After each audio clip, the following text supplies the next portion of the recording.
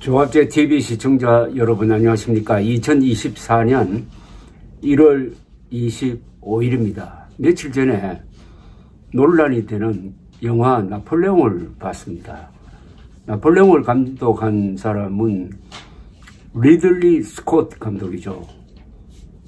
유명한 감독입니다. 나이가 87, 영국 사람입니다. 서라는 그 칭호를 받은 분이죠. 글래디에이터란 영화, 러셀 크로우가 나오는 금투사 영화를 만든 분입니다. 글래디에이터란 영화의 첫 10분은 로마군과 게르만족이 전투하는 장면인데 아마 영화 사상 그렇게 박진감 넘치는 시인은 별로 많지 않을 겁니다. 스필버그 감독의 라이언 일병 구하기의 시작 한 10분 내지 15분 노르만디 상륙작전의 실황과 비견되는 그런 장면을 만들었고, 글래디에이터는 뭐 상도 많이 받았고 흥행에서도 성공한 그런 명작이죠. 그런데 이분이 연세가 있어서 총기가 좀 버려졌는지 그 뒤에 좀 졸작을 내고 있습니다. 라스트 듀얼, 마지막 결투라는 중세 프랑스를 배경으로 하는 영화도 제작비는 많이 들었는데 아주 지루한 영화였습니다. 그런데 이번에 나온 이 나폴레옹이라는 영화는 일단 화제가 된 점에서는 성공을 했는데 흥행에서 그렇게 많이 돈을 벌지를 못하고 있는 영화입니다. 근데 이 영화는 딱 제가 보고 나서 느낌이, 이 영화는 나폴레옹과 프랑스 사람들에 대한 모독이라는 생각이 들고 아무리 뛰어난 감독이라도 이런 실수를 하는구나 하는 생각이 들었습니다. 재미를 위해서 역사를 조작한 면이 너무 눈에 띄었습니다. 그런데 또 다른 거장이 있죠. 82세의 마틴 스코세이지가 작년에 만든 4시간짜리 영화가 있습니다. Killers of the Flower Moon. 이란 영화는 3시간 40분짜리 영화인데 긴장감에 넘치고 30분 만에 영화가 끝난 것 같은 그런 느낌이 들 정도의 속도감이 있습니다.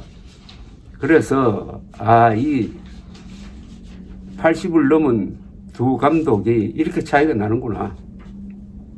마틴 스코세이지의 예술성과 리들리 스콧의 좀 엉성한 구성을 보면서 비교를 하게 되었습니다. 그리고 또 하나, 역사 영화를 보면서 역사의 교훈을 배우지 않은 사람들은 바보라는 생각이 듭니다. 한국에 그런 경우가 많죠. 한국에서 무슨 광주 사태를 다루는 영화 등등 이런 게 나오면은 그게 사실인 줄 착각을 해가지고 그걸 가지고 이러쿵저러쿵 기사도 쓰고 토론도 하는데 그것만 침 헛된 경우가 없는 거죠. 영화와 역사는 그 본질이 다른 겁니다. 영화는 거짓말 아닙니까? 쇼 아닙니까? 그 본질이 꾸미는 것 아닙니까? 조작하는 거죠. 그러나 역사는 진실을 복원하는 겁니다. 원래 상황을 조작하게 되어 있는 영화를 보고 거기서 역사의 교훈을 배우자고 하는 사람은 이거는 좀 문제가 있고, 그런 주장을 하는 사람이 지식인이라면 그런 사람을 흔히 배운 무식자라고 그러죠.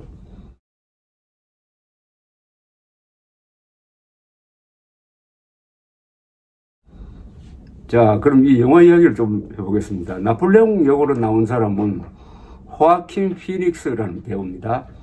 조크란 영화를 가지고 아마 아카데미 주연상 받은 걸로 기억이 나는데, 이 글래디에이터에서 아버지 아울레리우스 황제를 죽이고 즉위하는 코모두스 황제 역을 맡았던 사람입니다. 이 사람이 키가 좀 적어요. 170 몇 cm밖에 안 됩니다. 나폴레옹이 키가 적다고 하니까 이 사람을 선택을 했는지, 어쨌든 나폴레옹이라는 이 시대의 대인물을 소화하기에는 역부족이었습니다. 딱딱하고 난폭하며 아주 감상적인 모습을 계속 보여주었는데, 나폴레옹은 정광석화의 인물이고 쾌활하고 다변가이며 명문 명언의 제적이었습니다. 또 이 영화는, 이 나폴레옹이라는 영화는 조세핀과 나폴레옹 사이의 사랑 싸움이 줄거리의 뼈대인데, 이를 위해서 명백한 사실을 조작하고 있었습니다. 조세핀은 1814년 나폴레옹이 엘바스으로 귀양 가기 직전에 사망을 했습니다. 그런데 이 영화는 엘바스에 가 있는 사이 조세핀이 병들어 죽어가고 이 소식을 들은 나폴레옹이 탈출을 감행하는 식으로 조작을 했어요. 굳이 그렇게 조작할 필요가 있었느냐 하는 생각도 들고, 나폴레옹의 생애를 이야기할 때 조세핀과의 관계를 너무 크게 부각시켰다는 그런 느낌이 들었습니다. 그 다음에 또 이 역사 조작이 한두 군데가 아닌데, 나폴레옹이 이집트 원정군을 시켜서 그 기제의 피라미드라고 있습니다. 카이로 옆에 있는 높이가 150m 되는 최대의 피라미드죠. 그 피라미드 꼭대기를 포격해가지고 무너뜨리는 장면이 나오는데, 이거야말로 프랑스 사람들이 흥분한 대목입니다.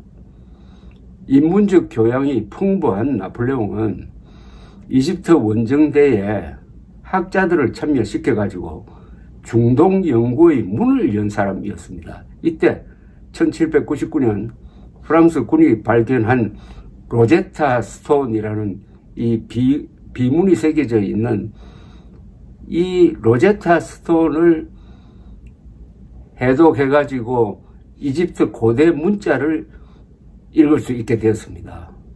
바로 나폴레옹 덕분이죠. 그런 나폴레옹이 피라미드를 포격하겠습니까? 안 했습니다.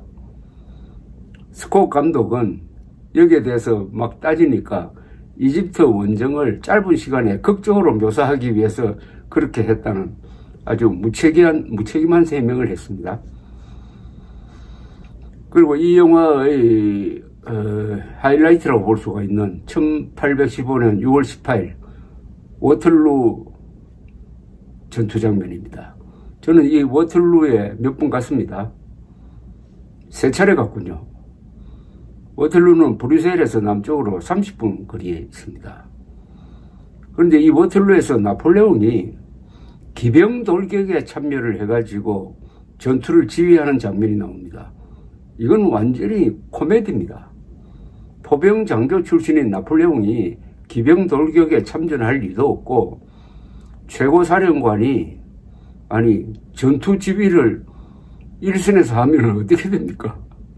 합참의장이 소총을 들고 진지 전투를 하는 식입니다. 한국 영화 명량에서 보면은 이순신이 직접 칼싸움하는 장면이 나오는데, 그것과 똑같이 좀 우스꽝스러웠습니다. 이 나폴레옹의 일대기를 이 영화는 시간순으로 펼쳐가는데 꼭 짚어야 할 부분은 생략했습니다. 나폴레옹을 그래도 전기적으로 다룬다면은 이 대목은 놓쳐서는 안 되는 게 있습니다. 이 대목이 재미없는 소재라고 생각해서 뺀 것 같긴 해요. 이 리들리 스콧이라는 사람은 재미있게 보이기 위해서 굉장한 화면을 만들기 위해서 역사를 조작하는 사람입니다. 그런데 이 대목은 연출 여해에 따라서 이 영화의 품격을 높일 수 있는 대목이 여기서 빠졌어요. 그건 뭐냐 하면은 나폴레옹 법전입니다. 나폴레옹은 세인트 헬레나 섬에서 말년을 보내면서 회고록을 구술했는데 이렇게 이야기를 했습니다. 나는 워털루에서 지는 바람에 40회에 걸친 승리의 의미는 퇴색해버렸다. 그러나 내가 만든 법전은 영원히 나를 따라다닐 것이라고 했습니다. 나폴레옹은 그 복잡한 민법을 집대성해가지고 하나로 만들었습니다. 이걸 나폴레옹 민법전 또는 나폴레옹 법전이라고 그러는데, 이게 유럽, 남미, 그리고 독일 일부 지역, 그 다음에 독일을 통해서 일본을 통해서 한국으로 이렇게 쭉 영향을 미쳤는데, 개인의 재산권과 기본권 등을 보호하는 데 이바지하였습니다. 이 나폴레옹 법전이야말로 그가 인류를 위해 바친 빛나는 유산이 되었습니다. 이 법전 창제를 위해서 나폴레옹은 50회 이상 회의를 주재를 했고 여러 법조문을 직접 구술했으며 그 문장력에 감동한 스탕달은 문장 공부를 나폴레옹 법전 읽는 것으로 때웠다고 합니다. 근데 일체 이것은 언급이 되고 있지 않습니다. 이걸 보면 리들리 스콧이라는 사람의 수준을 알 수가 있습니다. 나폴레옹이 자신을 포로로 잡은 영국군 함정에서 웰링턴을 만나는 장면도 조작입니다. 워틀루 전쟁의 영국군 사령관 웰링턴과 나폴레옹은 대면한 적이 없습니다. 이 줄거리 전개에서도 기승전결이 직렬이 아닌 병렬적이라서 긴장감이 없습니다. 기승전결이 직렬이라 해야 되죠.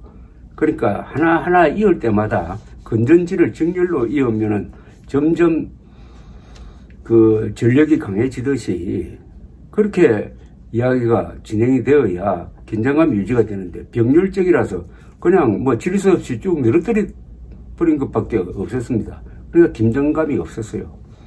스콧 감독은 역사물에서조차 재미를 위해서 사실을 왜곡한 버릇이 있는데, 이 나폴레옹에서도 그런 버릇이 그대로 나왔습니다. 글래디에이터의 첫 장면은 로마군과 게르만족의 전투인데, 이때 로마 기병이 말을 타는 자세를 보면은 발걸이, 등자라고 그럽니다.